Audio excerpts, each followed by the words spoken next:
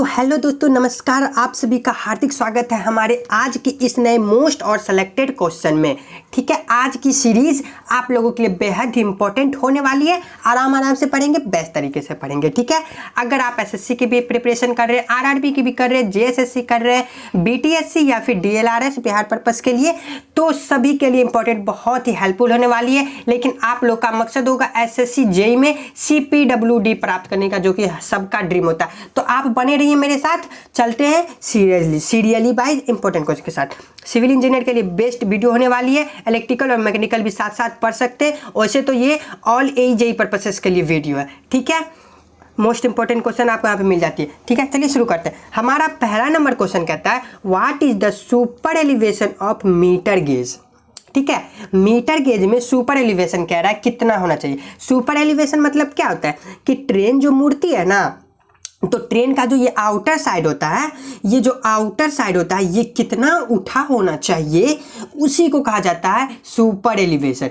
ठीक है, जैसे कि ये ट्रेन मुड़ रही है तो इसका ये आउटर साइड उठा हुआ ऐसा होता है ना, उठा हुआ, तो कितना होना चाहिए, तो वही कह रहा है मीटर गेज में कितना होना चाहिए, तो वही कह रहा है। आइए हम एक एक न करके सब चीज़ के बारे में जानते हैं। हम ब्रॉड गेज के बारे में जानेंगे, हम मीटर गेज के बारे में जानेंगे, हम नैरो गेज के बारे में जानेंगे। ठीक है, पहले तो ये ऑप्शन नंबर 1 पे चलते हैं। ऑप्शन नंबर 1 कह रहा है 10 सेंटीमीटर होना चाहिए।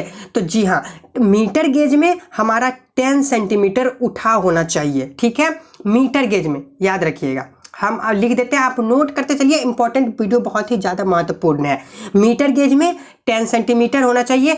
और ये 7.6 सेंटीमीटर जो है, ये नैरो गेज की बात कर रहा है। ठीक है, नैरो गेज की सुपर एलिवेशन से 7.6 सेंटीमीटर होती है। और ये 18.5 सेंटीमीटर है ना, ये आपको ब्रॉड गेज की कह रहा है। ब्रॉड गेज में भी किसकी, अगर जिस ब्रॉड गेज की design speed 120 kilometre per hour से अधिक हो, तो उसमें 18.5 देंगे। यानी कि एक होता है ना पटरी कि जिसपे 100 किलोमीटर प्रति घंटे की रफ्तार से ट्रेन चलती है, लेकिन इसमें अगर ट्रेन 120 किलोमीटर से अधिक रफ्तार से चल रही है, तो उसमें जो हम देंगे ना सुपर एलिवेशन, उसमें 18.5 सेंटीमीटर हाइट देंगे। ठीक है, आउटर साइड।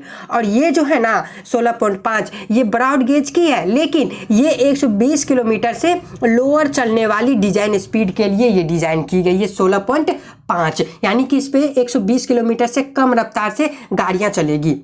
तो हमारा ये हो गया आपके ब्रॉड गेज के लिए। ठीक है, लेकिन ये ब्रॉड गेज में क्वेश्चन में मेंशन रहेगा कि एबव द 120 किलोमीटर तो आप 18.5 मारिएगा, और बिलो द 120 किलोमीटर रहेगा तो आप 16.5 मारिएगा। ये दोनों याद रखिएगा, 18.5 और 16.5। ये हो गया आपको 120 किलोमीटर एबव डिजाइन स्पीड, और ये हो गया आपको 120 किलोमीटर बिलो डिजाइन स्पीड। और 10 सेंटीमीटर हो गया आपको मीटर गेज के लिए, और 7.6 सेंटीमीटर हो गया आपको नैरो गेज के लिए। ओके, तो चलिए चलते हैं अब हम दूसरे नंबर क्वेश्चन के पास। अगर आपको अभी भी डाउट हो रही है तो आप हमको कमेंट में अच्छे तरीके से पूछ सकते हैं, आपको इंस्टेंटली रिप्लाई मिलेगा। ठीक है दोस्तों।